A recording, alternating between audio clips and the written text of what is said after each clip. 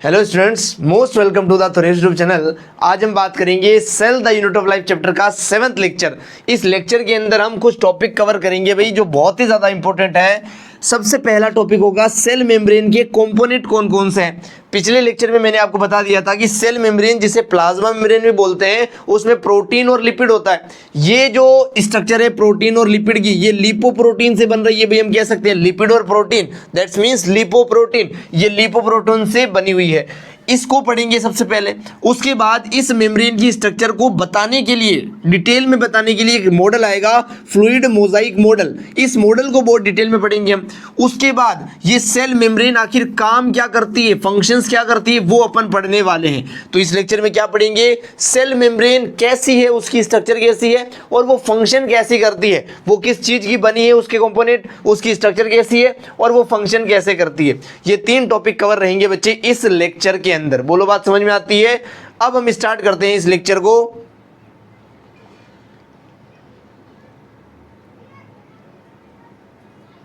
अब स्टार्ट करते हैं बच्चे इस लेक्चर को।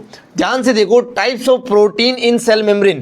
कितने टाइप के प्रोटीन्स होते हैं आपको ये पता है। सेल मेम्ब्रेन के अंदर प्रोटीन भी होगा, लिपिड भी होगा। जो प्रोटीन्स होते हैं वो 2 टाइप के होते हैं बच्चे।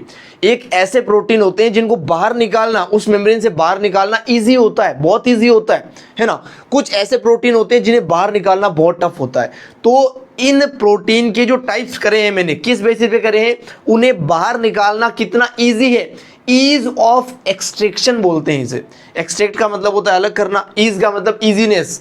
यहां पर प्रोटीन्स के टाइप पढ़ रहे हैं जो सेल मेम्ब्रेन के अंदर है। बेसिस क्या रखा है, ईज ऑफ एक्सट्रैक्शन। उन्हें एक्सट्रैक्ट करना, अलग करना कितना आसान है, इस बेसिस पे 2 टाइप के प्रोटीन है बच्चे। एक होते हैं पेरिफेरल प्रोटीन। पेरीफेरी का मतलब ही होता है आउटर बाउंड्री, है ना। इन्हें एक्सट्रिंसिक प्रोटीन भी बोलते हैं भाई। ये मेम्ब्रेन के बाहर की ओर प्रेजेंट है, बाहर की ओर एक्सट्रिंसिक प्रोटीन जिसे बोलते हैं, है ना। पेरीफेरी पर है, पेरीफेरल प्रोटीन भी नहीं बोलते हैं। अगर बच्चे कोई चीज बाहर प्रेजेंट होगी तो उसे बाहर निकालना इजी होगा, है ना। तो ये इजीली एक्सट्रैक्टेड हो सकते हैं, बात समझ आई। उसके बाद दूसरे जो प्रोटीन है वो होते हैं इंटीग्रल प्रोटीन। इनका मतलब ही होता है अंदर बच्चे। ये इंटीग्रल प्रोटीन है, इन्हें इंट्रिंसिक प्रोटीन भी बोलते हैं। ये अंदर है, मेम्ब्रेन के अंदर धसे हुए हैं। इन्हें एक्सट्रैक्ट करना इतना इजी नहीं है, नॉट इजीली एक्सट्रैक्टेड। इजीली आप इन्हें अलग नहीं कर सकते हो बच्चे। जो पेरीफेरल प्रोटीन होगा वो मेम्ब्रेन के ऊपर लगा होगा। जैसे देखो, ये मेम्ब्रेन बनाई मैंने 2 पिंक लाइन से। ये लिपिड की बाइलेयर है। इस लिपिड की बाइलेयर के बीच बीच में प्रोटीन्स फैले हुए होंगे, ऐसा मेम्ब्रेन की स्ट्रक्चर में पढ़ा था हमने। ये जो प्रोटीन है बाहर की तरफ, इसे बोलेंगे पेरीफेरल प्रोटीन। ये जो प्रोटीन है बाहर की तरफ, इसे भी बोलेंगे पेरीफेरल प्रोटीन। बात समझ में आती है। लेकिन यहां पर आते हैं, जो इंटीग्रल प्रोटीन होता है, इंट्रिंसिक प्रोटीन होता है, उसको समझते हैं बच्चे। ये 2 टाइप से हो सकते हैं। ये मेम्ब्रेन के अंदर है, मेम्ब्रेन के बहुत ज्यादा अंदर है। ये आधे तरीके से अंदर धसे हुए हो सकते हैं। बरीड का मतलब दफनाए हुए, है ना, उसके अंदर धसे हुए। पार्शियली का मतलब आधे अधूरे तरीके से। ये आधे अधूरे तरीके से मेम्ब्रेन के अंदर है। देखो, आधा बाहर है, आधा अंदर है ना। आधा अंदर है तो पार्शियली बरीड इसे हम बोल रहे हैं। बात समझ आई क्या। कुछ ऐसे हो सकते हैं जो टोटली, पूरी तरीके से मेम्ब्रेन के अंदर हो, टोटली ब्रीड। ये देखो, पूरा का पूरा प्रोटीन ही दोनों बाइलेयर के अंदर है। बोलो, बात समझ में आई क्या। तो प्रोटीन के टाइप में आपको बता रहा हूं। टाइप में मैंने कहा 2 टाइप के प्रोटीन हो सकते हैं बच्चे। एक ऐसे प्रोटीन होंगे जिनको एक्सट्रैक्ट करना बहुत इजी होगा, वो पेरीफेरी पे होंगे, उन्हें पेरीफेरल या एक्सट्रिंसिक प्रोटीन बोलेंगे।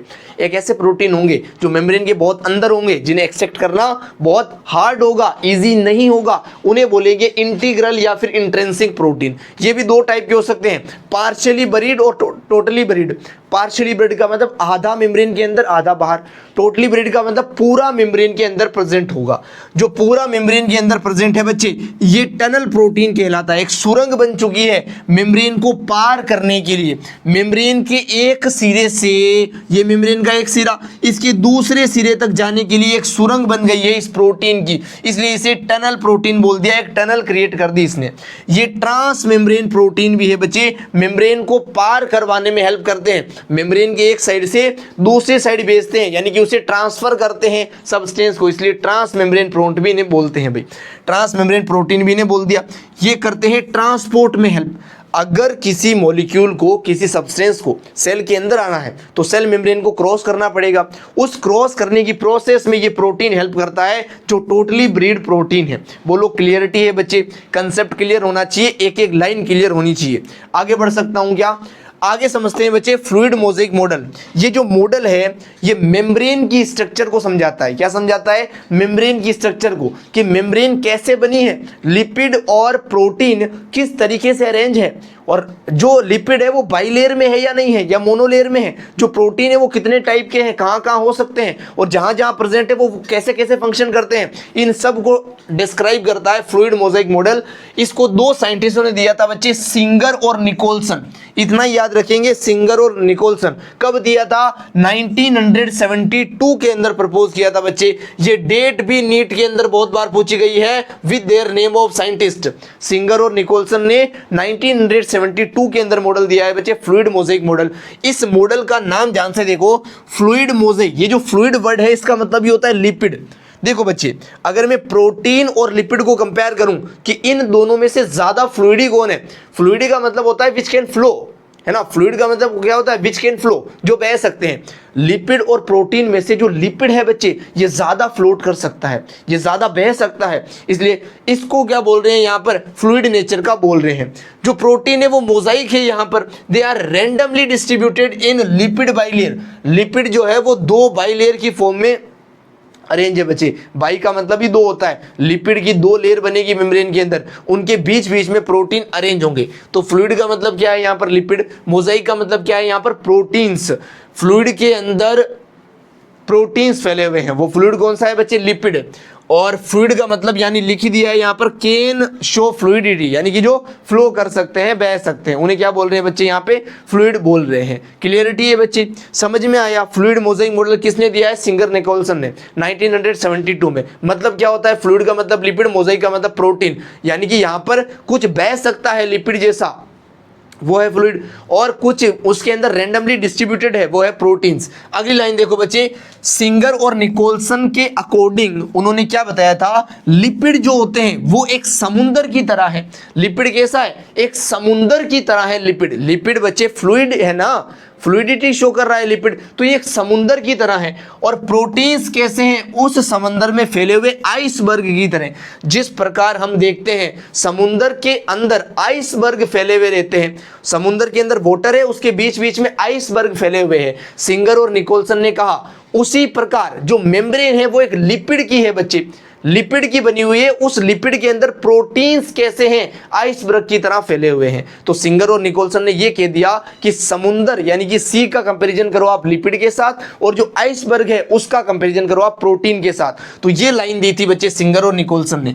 लिपिड को क्वासी फ्लूइड यहां पर बोला गया है। ये एक ग्लास जैसा मटेरियल है बच्चे, ये पूरी तरीके से फ्लूइडिटी शो नहीं कर रहा है, ग्लास जैसा है। बात समझ में आई? क्वासी फ्लूइड इसे हम बोल रहे हैं। क्लियरिटी है? क्वासी फ्लूइड वर्ड लिपिड के लिए यूज किया गया है, ये भी आपको क्लियरिटी होनी चाहिए। बोलो बात समझ में आती है क्या? अगली स्लाइड पे बढ़ सकते हैं क्या? चलिए बच्चे, अब हम बढ़ते हैं अगली स्लाइड की तरफ, और यहाँ पर कुछ चीज़ें समझ रहे हैं structure of the cell membrane के बारे में, कि सेल मेम्ब्रेन की स्ट्रक्चर आखिर है कैसी। इस टॉपिक को कवर करेंगे इस स्लाइड में। ध्यान से देखो, जो फ्लूइड मोज़ेक मॉडल है उसके अकॉर्डिंग जो सेल मेम्ब्रेन है वो कुछ इस तरह की बनी हुई है बच्चे। ध्यान से देखो, यहाँ पर हमने दो लेयर बनाई है। ये जो पिंक कलर के डॉट आपको दिख रहे हैं बच्चे, ये लिपिड के मॉलिक्यूल है। क्या है? लिपिड के मॉलिक्यूल। और ये जो येलो कलर की लाइनिंग आपको दिख रही है, ये उस मॉलिक्यूल की टेल है। लिपिड का मॉलिक्यूल पिछले लेक्चर में बताया था आपको, कुछ इस प्रकार का दिखाई देता है बच्चे। इसके अंदर ये एक हेड होता है और इसके अंदर ये दो क्या होती है बच्चे? टेल होती है। हेड कैसा होता है? पोलर होता है। टेल कैसी होती है बच्चे? नॉन पोलर होती है। यहाँ पर सिंगल हेड होता है और टू टेल होती है। बात समझ में आती है? ये जो हेड है मैंने यहाँ पर पिंक कलर से ड्रॉ किया है, और ये जो टेल है मैंने यहाँ पर येलो कलर से ड्रॉ की है। आप इसको देख के समझ सकते हो। क्लियरिटी है बच्चे? ध्यान से देखो, इन दोनों लेयर के अंदर लिपिड के मॉलिक्यूल दो लेयर बना के अरेंज हो रहे हैं। ये भी पिछले लेक्चर में क्लियर कर दिया था क्यों अरेंज हो रहे हैं। और हेड जो है वो आउटवर्ड डायरेक्शन में क्यों है? क्योंकि सेल के बाहर भी वाटर है, सेल के अंदर भी वाटर है, और पोलर हेड पोलर वाटर की तरफ अट्रैक्ट हो रहा है। बात समझ आई? इसीलिए ये मॉलिक्यूल कुछ ऐसे अरेंज हुए हैं। ध्यान से देखो, इस स्ट्रक्चर के अंदर सबसे पहले मैंने लिखा है कि ये लिपिड की एक मोनोलेयर है।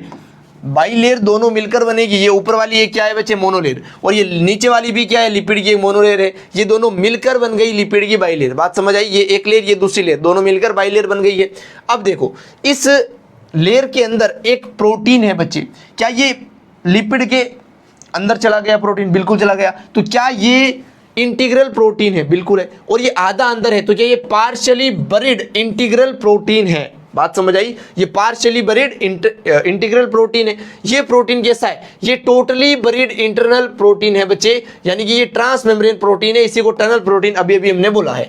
उसके अलावा ध्यान से देखो, ये जो प्रोटीन है ये बिल्कुल ही बाहर प्रेजेंट है, मेम्ब्रेन के अंदर गया ही नहीं, तो ये पेरीफेरल प्रोटीन है। ये कौन सा प्रोटीन है बच्चे, पेरीफेरल प्रोटीन है। ये पेरीफेरल प्रोटीन हो गया, ये टोटली बरीड और ये पार्शियली बरीड, ये दोनों इंटीग्रल, ये फिर पेरीफेरल प्रोटीन हो गया। बात समझ में आती है, क्लियरिटी है। आगे देखो बच्चे, ये जो मेम्ब्रेन है, इस मेम्ब्रेन के ऊपर आउटसाइड डायरेक्शन में कुछ कार्बोहाइड्रेट अटैच है। क्या अटैच है, कार्बोहाइड्रेट्स। कार्बोहाइड्रेट के लिए वर्ड यूज करेंगे ग्लाइको। क्या यूज करेंगे, ग्लाइको। ध्यान से देखो, जो मेम्ब्रेन की आउटवर्ड डायरेक्शन है ओनली उसी पर कार्बोहाइड्रेट अटैच है। जो इनर वाली लेयर है लिपिड की, उसके ऊपर कभी भी कार्बोहाइड्रेट नहीं मिलेगा। सेल के अंदर की साइड कार्बोहाइड्रेट नहीं मिलेगा। इधर होगा बच्चे साइटोप्लाज्म, मैं लिख देता हूं, इधर क्या होगा, साइटोप्लाज्म। और ये जो रीजन है ये आउटवर्ड सेल है, ये आउटवर्ड सेल का रीजन है। बोलो बात समझ में आती है। आउटवर्ड रीजन में क्या मिलेगा, कार्बोहाइड्रेट मिलेगा, जिसे ग्लाइको बोलेंगे। इनर के अंदर कभी भी नहीं मिलेगा कार्बोहाइड्रेट, इनर साइड के ऊपर मिलेगा ही नहीं। क्लियरिटी है। जो मेम्ब्रेन होती है वो एसिमेट्रिकल हो जाती है इस फिनोमिना से। देखो बच्चे, ये मेम्ब्रेन है, इसके बाहर की तरफ तो कार्बोहाइड्रेट है, अंदर की तरफ कार्बोहाइड्रेट है ही नहीं, तो ये मेम्ब्रेन एसिमेट्रिकल हो गई, दोनों तरफ से इसकी सिमेट्री बराबर नहीं है। क्लियरिटी है बच्चे। उसके बाद देखो, मेम्ब्रेन के बीच बीच में कुछ कोलेस्ट्रॉल के मॉलिक्यूल प्रेजेंट है। ये क्या है बच्चे, व्हाइट कलर के कोलेस्ट्रॉल। ये मेम्ब्रेन को स्टेबलाइज करते हैं, मेम्ब्रेन को स्टेबिलिटी देते हैं। एनिमल सेल के पास सेल वॉल तो है नहीं बच्चे, तो उस मेम्ब्रेन, लचीली जो फ्लेक्सिबल मेम्ब्रेन है, उसे स्टेबल रखने के लिए यहाँ पर कोलेस्ट्रॉल के मॉलिक्यूल मिल रहे हैं। ये ओनली एनिमल सेल में मिलते हैं, क्योंकि प्लांट में तो सेल वॉल है, स्टेबल कर ही देगी वो। एनिमल्स के अंदर सेल वॉल नहीं है, इसलिए वहां पे क्या मिलता है, कोलेस्ट्रॉल मिलता है मेम्ब्रेन को स्टेबल करने के लिए। प्लांट्स के अंदर ये नहीं मिलता है, बट प्लांट्स के अंदर स्टेरोल्स मिलते हैं, जैसे कि स्टिग्मा स्टेरोल एक एग्जाम्पल दिया गया है हमें। बात समझ में आती है क्या, प्लांट्स के अंदर कोलेस्ट्रॉल नहीं मिलता है, स्टेरोल का अलग टाइप मिलता है, जैसे स्टिग्मा स्टेरोल एक एग्जाम्पल है, टिपिकल एग्जाम्पल। बात समझ में आती है। तो कोलेस्ट्रॉल भी हमने कवर किया बच्चे। अब मैं आपको समझाता हूं, ध्यान से देखो, ये पोर्शन जो लिखा गया है इसको बहुत ध्यान से देखो। अगर कार्बोहाइड्रेट के साथ लिपिड अटैच हो जाता है तो बनता है ग्लाइकोलिपिड, क्योंकि ग्लाइको वर्ड यूज कर रहे हैं कार्बोहाइड्रेट के लिए। अगर कार्बोहाइड्रेट के साथ प्रोटीन अटैच हो जाता है तो बनता है ग्लाइकोप्रोटीन, क्योंकि कार्बोहाइड्रेट को लिखते ही ग्लाइको की फॉर्म में है। अगर मैं कहूँ ग्लाइकोलिपिड कहाँ मिल रहा है, तो आउटर साइड पे मिल रहा है बच्चे। ये जो लिपिड है इसके साथ कार्बोहाइड्रेट जुड़ गया, ये स्ट्रक्चर क्या बन गई, ये ग्रीन क्या है, कार्बोहाइड्रेट, ये पिंक क्या है बच्चे, लिपिड। तो ये क्या बन गया, ग्लाइकोलिपिड बन गया। अरे बना या नहीं, जो व्हाइट कलर के अंदर पैक्ड है, ग्लाइकोलिपिड। अगर ग्लाइकोप्रोटीन पूछो सर ग्लाइकोप्रोटीन क्या है, ये ग्रीन कलर का कार्बोहाइड्रेट, और नीचे वाला क्या है, पेरिफेरल प्रोटीन, तो ये क्या बन गया, ग्लाइकोप्रोटीन बन गया। तो ग्लाइकोलिपिड और ग्लाइकोप्रोटीन सेल मेम्ब्रेन की कौन सी सरफेस पे मिलेंगे, आउटर सरफेस पे, क्योंकि इनर सरफेस पे तो कार्बोहाइड्रेट है ही नहीं। बोलो, एक एक वर्ड क्लियर है, एकदम क्रिस्टल क्लियर, बहुत ही बढ़िया। अगला नोट देखो अपना, ये जो प्रोटीन है ना बच्चे, ये मूव कर सकता है। मूवमेंट दो तरह के होंगे बच्चे, ये है लेटरल मूवमेंट।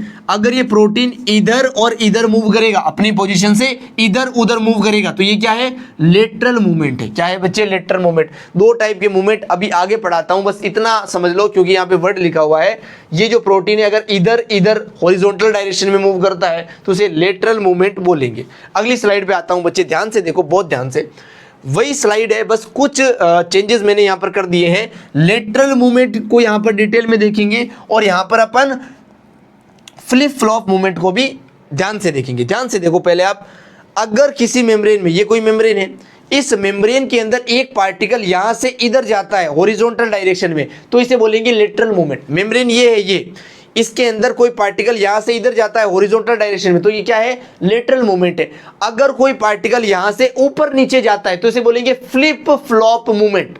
फ्लिप हो रहा है, फ्लिप फ्लॉप मूवमेंट। बात समझ में आई? जैसे ये कोई मेम्ब्रेन है, इस मेम्ब्रेन के अंदर प्रोटीन अगर इधर इधर आ रहा है तो ये क्या है? लेटरल मूवमेंट है। लेटरल मूवमेंट के बारे में देखो, लेटरल मूवमेंट प्रोटीन भी कर रहा है और लिपिड भी कर रहा है। लिपिड के अंदर भी हमने ग्रीन एरो से लगाया है कि वो इधर उधर जा सकता है, तो ये क्या शो करेगा? लेटरल मूवमेंट शो करेगा।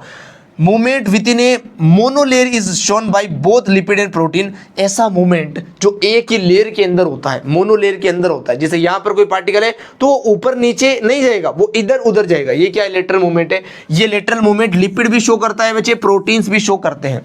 लेकिन यहां का जो लिपिड है वो अगर यहां आ जाता है तो ये क्या है? फ्लिप फ्लॉप मूवमेंट है। ये लिखा मैंने, फ्लिप फ्लॉप मूवमेंट। मूवमेंट जो है दोनों मोनोलेयर के बीच में हो जाता है। एक मोनोलेयर का मॉलिक्यूल दूसरी मोनोलेयर में आ जाता है। ये क्या है बच्चे? फ्लिप फ्लॉप मूवमेंट है। और ये फ्लिप फ्लॉप मूवमेंट कभी भी प्रोटीन शो नहीं करता है। It is extremely rare in lipids. ये लिपिड्स के अंदर ही होता है। प्रोटीन के never show flip flop. Protein अगर यहां है तो वो इधर उधर हो सकता है, नीचे वाली लेयर में नहीं आ सकता। लेकिन लिपिड का मॉलिक्यूल, ये वाला मॉलिक्यूल इस लेयर में भी आ सकता है। यहां से यहां आना क्या होगा? Flip flop. और यहां वाला मॉलिक्यूल यहां भी जा सकता है। यहां से यहां आना क्या होगा बच्चे? लेटरल मूवमेंट होगा। बोलो, बात समझ में आती है? दो टाइप के मूवमेंट शो हो रहे हैं मेम्ब्रेन के कंपोनेंट के द्वारा।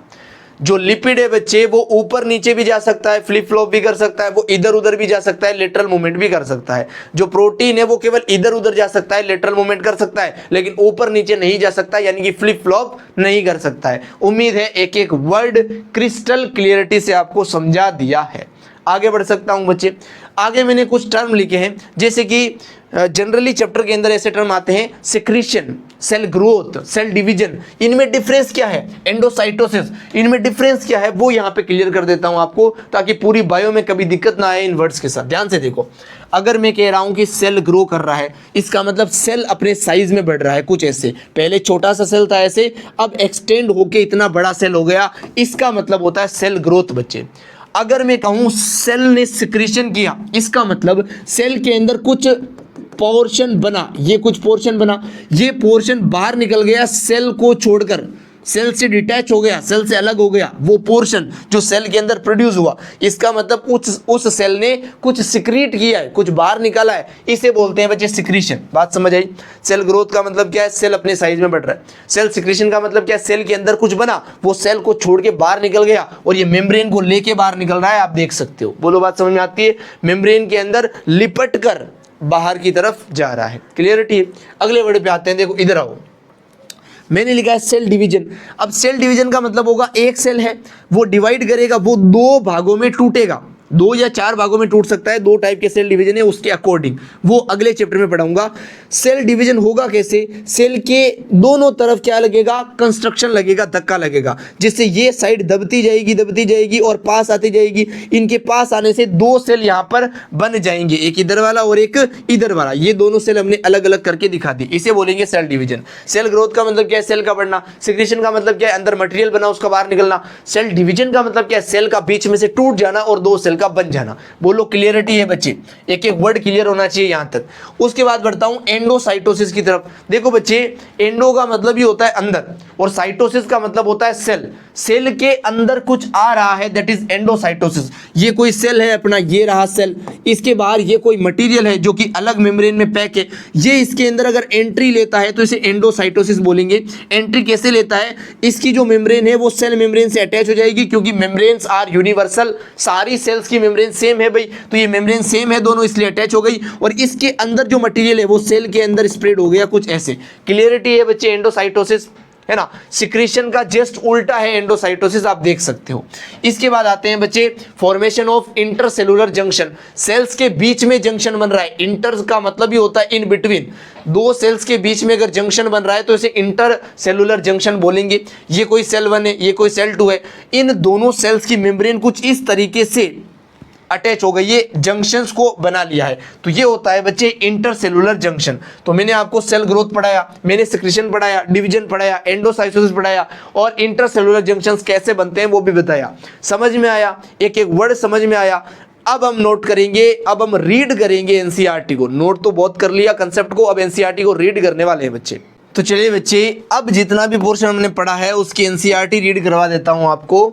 Depending on the ease of extraction, extract करना कितना इजी है इस बेसिस पे, इस पे डिपेंड करते हुए मेम्ब्रेन के अंदर जो प्रोटीन है वो कैन बी क्लासिफाइड एज, उन्हें क्लासिफाई कर सकते हैं इंटीग्रल प्रोटीन में और पेरिफेरल प्रोटीन में। पेरिफेरल वो है जो पेरीफेरी पे प्रेजेंट है, जिनको एक्सट्रैक्ट करना बहुत ईजी है। इंटीग्रल वो है जो इंटरनल अंदर की तरफ प्रेजेंट है, जिन्हें एक्सट्रैक्ट करना बहुत ही मुश्किल है। बात समझ में आती है? Peripheral protein lie on the surface of membrane, जो पेरिफेरल प्रोटीन है वो सरफेस पे लाई करते हैं भाई, ऑब्वियसली करते हैं, पेरिफेरी का मतलब ही सरफेस होता है, वो सरफेस ऑफ द मेम्ब्रेन के ऊपर लाई करते हैं। वाइल इंटीग्रल प्रोटीन जो होते हैं वो पार्शली यानी कि आधे अधूरे तरीके से या फिर टोटली बरीड दबे हुए हो सकते हैं मेम्ब्रेन के अंदर।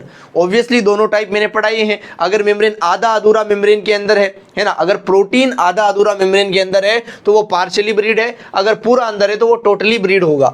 अब एनसीईआरटी के अंदर एक डायग्राम दिया है बच्चे इस मेम्ब्रेन का, ध्यान से देखो। ये शुगर है, शुगर बोले तो कार्बोहाइड्रेट, शुगर बोले तो बच्चे कार्बोहाइड्रेट। ये क्या है? ये कार्बोहाइड्रेट है। ये कार्बोहाइड्रेट अभी कभी भी आपको नीचे वाली सरफेस पे अटैच नहीं मिलेगा, ये कहां मिलेगा? ऊपर वाली सरफेस पे मिलेगा, आउटर सरफेस पे मिलेगा बच्चे। ये है पेरिफेरल प्रोटीन, क्योंकि बाहर की तरफ अटैच प्रोटीन है बच्चे। ये कोलेस्ट्रॉल के कुछ मॉलिक्यूल दिख रहे हैं जो आउटर इनर दोनों सरफेस पे होते हैं। ये है इंटीग्रल प्रोटीन, पूरी तरीके से अंदर है। ये था पेरिफेरल क्योंकि बाहर है, ये है इंटीग्रल। ये फोस्फोलिपिड की बाइलेयर है। कौन सी लेयर है बच्चे? फोस्फोलिपिड की बाइलेयर। ये जो शो कर रखी है दोनों, ये वाली और ये वाली, ये दोनों क्या है? फोस्फोलिपिड की बाइलेयर। इनके बीच में ये जो व्हाइट कलर की आपको दिख रही है, ये उनकी टेल से बच्चे फोस्फोलिपिड की, और इनके बीच बीच में ये क्या है? प्रोटीन से। अगर ये आधे तरीके से है तो ये पार्शियली ब्रीड होगा, ये पूरे तरीके से तो ये टोटली ब्रीड होगा, दोनों ही इंटीग्रल प्रोटीन होंगे। और अगर कोई पूरा ही प्रोटीन बाहर है तो वो क्या होगा? पेरिफेरल प्रोटीन होगा। आउटर सरफेस के ऊपर शुगर कार्बोहाइड्रेट भी अटैच है। शुगर के अटैच होने से ग्लाइकोलिपिड और ग्लाइकोप्रोटीन प्रोड्यूस हो रहे हैं। उम्मीद करता हूं एक एक वर्ड क्लियर है एनसीईआरटी रीडिंग का, आगे बढ़ सकता हूं। अब आओ बच्चे हम समझते हैं अगली एनसीईआरटी की lines. An improved model of structure of cell membrane, cell membrane की स्ट्रक्चर को इंप्रूव करते हुए एक मॉडल दिया गया है बच्चे। किसने दिया है? सिंगर और निकोलसन ने दिया है, 1972 के अंदर दिया है, जिसको वाइडली एक्सेप्ट कर लिया गया है भाई फ्लूइड मोज़ेइक मॉडल नाम से। बात समझ आई? फिगर 8.4 के अंदर इसको भी देख लेंगे। अकॉर्डिंग टू दिस, इसके अकॉर्डिंग क्वासी फ्लूइड नेचर होता है किसका? लिपिड का। मैंने बता ही दिया, लिपिड जब डिटेल में पढ़ रहे थे अपन तो उसके नीचे लिखा था क्वासी फ्लूइड, उसे क्वासी फ्लूइड बोलते हैं, यानी कि ग्लास लाइक नेचर है उसका। Enables lateral movement of proteins, ये प्रोटीन का लेटरल मूवमेंट करने में हेल्प करते हैं।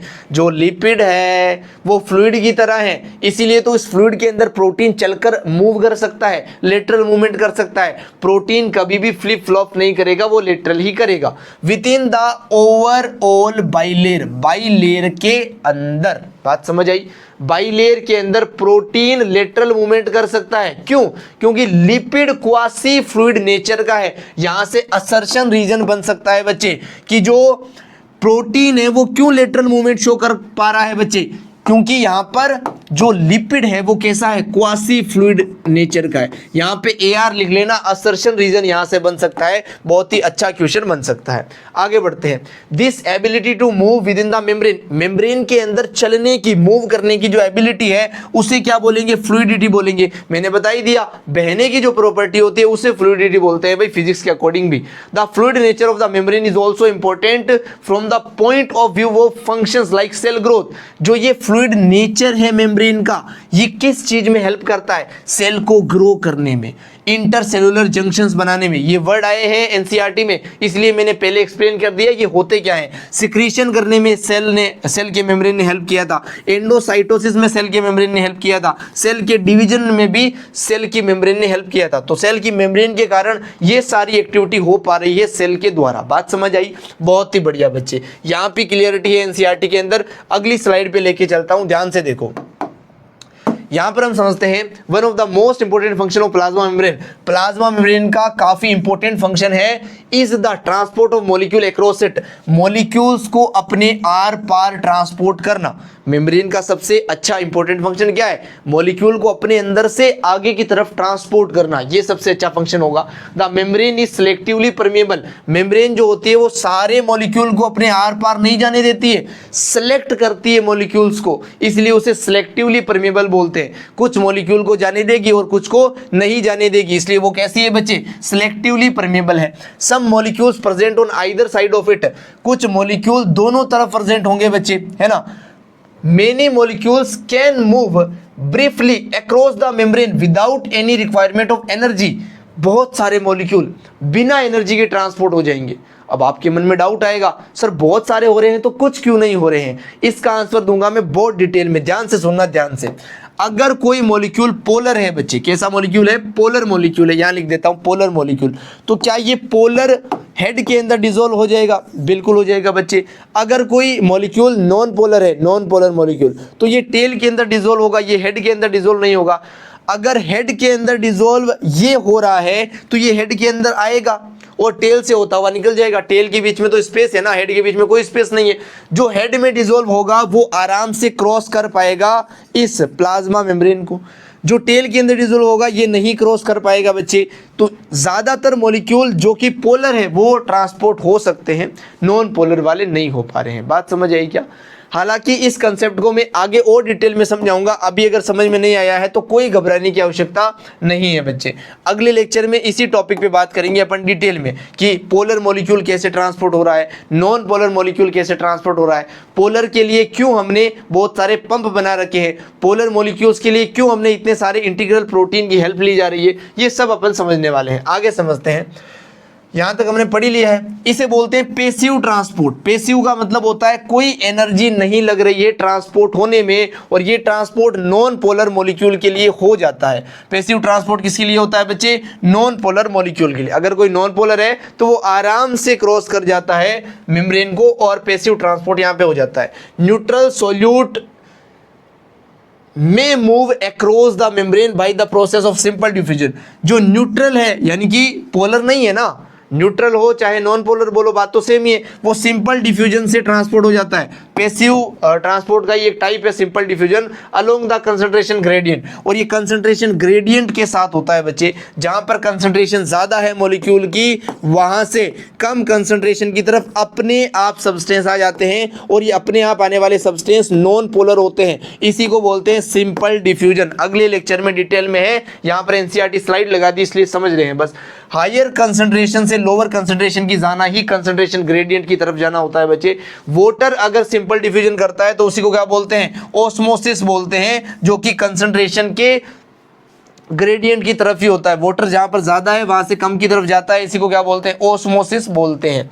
As the polar molecule can not pass through the non polar lipid bilayer, जो लिपिड की बाइलेयर की टेल्स है वो नॉन पोलर है, इसलिए पोलर जो मॉलिक्यूल्स है बच्चे ये पास नहीं हो सकते। नॉन पोलर तो पास हो गए, पोलर पास नहीं हो सकते। ये रिक्वायर्ड करते हैं प्रोटीन्स को, ताकि वो फैसिलिटेट कर पाए अपने ट्रांसपोर्ट को फैसिलिटेट कर पाए, यानी कि वो प्रोटीन के अंदर से होकर जाते हैं, इसीलिए ये क्या कर पा रहे हैं? प्रोटीन को फैसिलिटेट कर पा रहे हैं। प्रोटीन है इसीलिए ये जा पा रहे हैं बच्चे।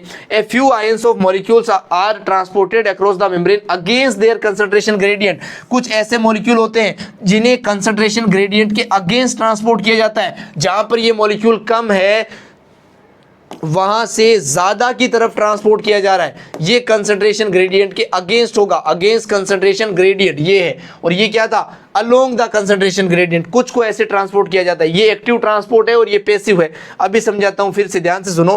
हायर कंसंट्रेशन की तरफ हो रहा है भाई, लोअर से ये जो हो रहा है अगेंस्ट वाला।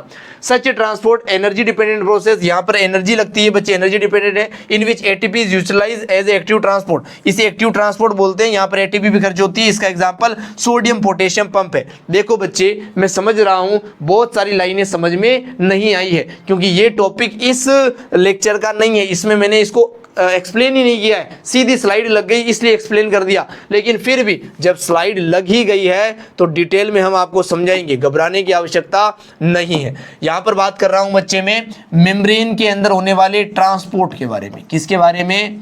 ट्रांसपोर्ट के बारे में। मेम्ब्रेन के अंदर जो ट्रांसपोर्ट लग रहा है उसके बारे में मैं आपको समझा रहा हूं। रिफ्लेक्शन काफी दिख रहा है इसलिए थोड़ी सी ब्राइटनेस को मैं एडजस्ट कर लूं ताकि आपको ठीक दिखे सब कुछ। थोड़ी सी ब्राइटनेस एडजस्ट कर रहे हैं बस। अब देखो बच्चे, ट्रांसपोर्ट को मैं आपको एक्सप्लेन कर रहा हूं। ट्रांसपोर्ट दो टाइप के हो सकते हैं मेम्ब्रेन के अक्रॉस। एक होता है बच्चे पैसिव ट्रांसपोर्ट, एक होता है बच्चे एक्टिव ट्रांसपोर्ट। पैसिव ट्रांसपोर्ट के अंदर कोई एनर्जी नहीं चाहिए, यहां पर हमें एनर्जी नहीं चाहिए, एनर्जी की जरूरत ही नहीं है, बट यहां पर हमें एनर्जी चाहिए। यहां पर एनर्जी क्यों नहीं चाहिए? ये होता है कंसंट्रेशन ग्रेडियंट की तरफ। ये कैसे होता है? टूवर्ड्स, गिव मी 1 सेकेंड, ये होता है towards concentration gradient. Concentration gradient का मतलब है जहां पर ज्यादा मॉलिक्यूल प्रेजेंट है अमाउंट में, वहां से कम मॉलिक्यूल की तरफ ये मूवमेंट होता है, इसलिए कोई एनर्जी यहां पर नहीं चाहिए। ये होता है बच्चे अगेंस्ट कंसंट्रेशन ग्रेडियंट। ये होता है अगेंस्ट कंसंट्रेशन ग्रेडियंट, यानी कि कंसंट्रेशन ग्रेडियंट तो ये बन रहा है ज्यादा मॉलिक्यूल इधर, कम मॉलिक्यूल इधर, इधर से इधर जाना चाहिए, लेकिन ये उसके अगेंस्ट हो रहा है, कम से ज्यादा की तरफ हो रहा है, इसलिए यहां पर एनर्जी रिक्वायर्ड है। अब ध्यान से सुनना, ये दो टाइप के हो गए ट्रांसपोर्ट। ये जो पैसिव ट्रांसपोर्ट है इसके भी दो टाइप मैं आपको बता रहा हूं बच्चे। टाइप तो नहीं कहने चाहिए बट फिर भी देखो ध्यान से।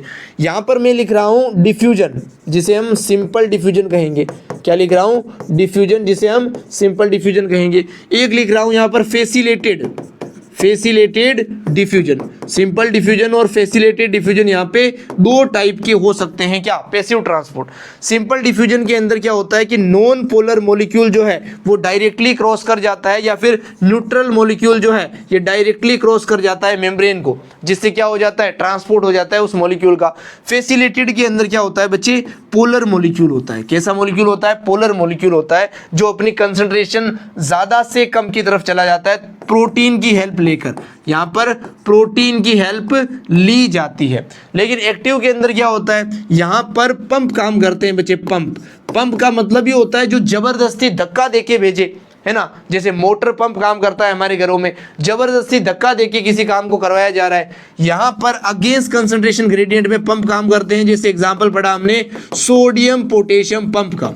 किसका पढ़ा? सोडियम पोटेशियम पंप का। यहां पर जो मॉलिक्यूल ट्रांसपोर्ट होते हैं वो पोलर मॉलिक्यूल्स ही होते हैं। क्लियरिटी है बच्चे? पोलर मॉलिक्यूल्स के लिए ही पंप बनाया गया है। आप देख सकते हो सोडियम और पोटेशियम यहां पर दोनों पोलर मॉलिक्यूल है। ये है कंसेप्ट ट्रांसपोर्ट का। पैसिव और एक्टिव दो टाइप से होता है बच्चे। पैसिव के अंदर एनर्जी नहीं चाहिए, एक्टिव के अंदर एनर्जी चाहिए। यहां पर एनर्जी क्यों नहीं चाहिए? क्योंकि ये कंसंट्रेशन ग्रेडियंट की तरफ ही चल रहा है। जहां पर मॉलिक्यूल ज्यादा है वहां से कम की तरफ मॉलिक्यूल अपने आप जा रहे हैं। ये जबरदस्ती हम जहां पर मॉलिक्यूल ज्यादा ऑलरेडी है वहां पर धक्का देके और ज्यादा कर रहे हैं, तो यहां पर एनर्जी की रिक्वायरमेंट होगी। ये अगेंस्ट ग्रेडियंट है, ये अलोंग ग्रेडियंट है। बात समझ आई? यहाँ के दो टाइप है, सिंपल डिफ्यूजन और फैसिलिटेटेड डिफ्यूजन। फैसिलिटेटेड के अंदर प्रोटीन यूज होता है, सिंपल के अंदर कोई प्रोटीन यूज नहीं होता है। और एक्टिव के अंदर भी प्रोटीन यूज होते हैं एज ए पंप, और पंप के अंदर पोलर मॉलिक्यूल ट्रांसपोर्ट होंगे, यहां पर भी पोलर होंगे, यहां पर नॉन पोलर और न्यूट्रल मॉलिक्यूल ट्रांसफर होंगे। जो सिंपल डिफ्यूजन वाटर के लिए होता है, अगर वाटर के लिए कोई सिंपल डिफ्यूजन हो रहा है तो उसको ही क्या बोल रहे हैं बच्चे? ऑस्मोसिस बोल रहे हैं। Osmosis is a variety of simple diffusion in which water is a transported molecules. Clarity है बच्चे? तो ये कंसेप्ट है ट्रांसपोर्ट का, मैंने एक्सप्लेन किया क्योंकि स्लाइड आ गई भाई ये वाली हमारे पास। इस स्लाइड को अब आप बहुत ही अच्छे से पढ़ सकते हो, कोई दिक्कत आपको नहीं आएगी। ध्यान से देखो, one of the most important function, plasma membrane का सबसे इंपॉर्टेंट फंक्शन होता है मॉलिक्यूल को अपने तरफ ट्रांसपोर्ट करना। मेम्ब्रेन सिलेक्टिवली परमेबल होती है, सिलेक्ट करती है, सबको आर पार नहीं जाने देती, कुछ को जाने देती है, कुछ को रोक लेती है बच्चे। बहुत सारे मॉलिक्यूल्स ऐसे होते हैं जो ब्रीफली क्रॉस कर जाते हैं, कोई एनर्जी रिक्वायर उन्हें नहीं होती है। इस ट्रांसपोर्ट को पैसिव ट्रांसपोर्ट बोलते हैं। पैसिव में एनर्जी लग नहीं रही, अभी भी समझा। न्यूट्रल सोल्यूट जो होते हैं और जो नॉन पोलर सोल्यूट्स होते हैं बच्चे, ये सिंपल डिफ्यूजन करके मेम्ब्रेन के आर पार चले जाते हैं। ये कंसंट्रेशन ग्रेडियंट डिफिशिएंट के टूवर्ड्स चलते हैं, higher concentration to lower concentration चलते हैं। वाटर अगर सिंपल डिफ्यूजन कर रहा है तो उसको ही ऑस्मोसिस बोलते हैं, ये भी हायर टू लोअर कंसंट्रेशन चल रहा है। बात समझ आई? As the polar molecule can not pass, जो पोलर मॉलिक्यूल है वो कैन नॉट पास, वो पास नहीं कर सकते मेम्ब्रेन को, क्योंकि यहां पर नॉन पोलर क्या है बच्चे, लिपिड की बाइलेयर है, लिपिड की जो टेल्स है वो नॉन पोलर है बच्चे, इसलिए वो ट्रांसपोर्ट नहीं कर पा रहे हैं जो मॉलिक्यूल्स है पोलर उन्हें। They required a career protein, उन्हें करियर प्रोटीन की आवश्यकता है उसे फैसिलेट करने के लिए, उनके ट्रांसपोर्ट को फैसिलेट करने के लिए। इसी को फैसिलेटेड डिफ्यूजन बोला था बच्चे, जो पैसिव का ही एक टाइप था। Across the membrane as a few ion और मॉलिक्यूल, ये फैसिलेटेड के अंदर अलोंग द कंसंट्रेशन ग्रेडियंट ही मूवमेंट होता है, ज्यादा मॉलिक्यूल जहां है उससे कम की तरफ ही मूवमेंट होता है। ए फ्यू आयंस और molecules are transported across the membrane against their concentration gradient, बहुत कम ऐसे मॉलिक्यूल होते हैं जो अगेंस्ट देयर कंसंट्रेशन ग्रेडियंट कैसे होते हैं, ट्रांसपोर्ट होते हैं भाई। जहां पर ऑलरेडी ज्यादा है वहां पर भेजा जा रहा है, कम है वहां से लेकर, ये होगा अगेंस्ट वाला। यहां पर एनर्जी की रिक्वायरमेंट होगी, ये प्रोसेस एनर्जी पे डिपेंड करता है भाई। एटीपी एनर्जी की फॉर्म में यूटिलाइज होती है, खर्च होती है, इसलिए इसको एक्टिव ट्रांसपोर्ट बोलते हैं। सोडियम पोटेशियम पंप इसका एग्जांपल है। अब इस स्लाइड का एक एक वर्ड समझ में आया होगा एक्सप्लेन करने के बाद, समझाना ही आपको पर्पस था। बहुत ही बढ़िया भाई, तो आज का लेक्चर यहीं पे समाप्त करते हैं। थैंक यू सो मच यहाँ तक बने रहने के लिए, पढ़ने के लिए, समझने के लिए।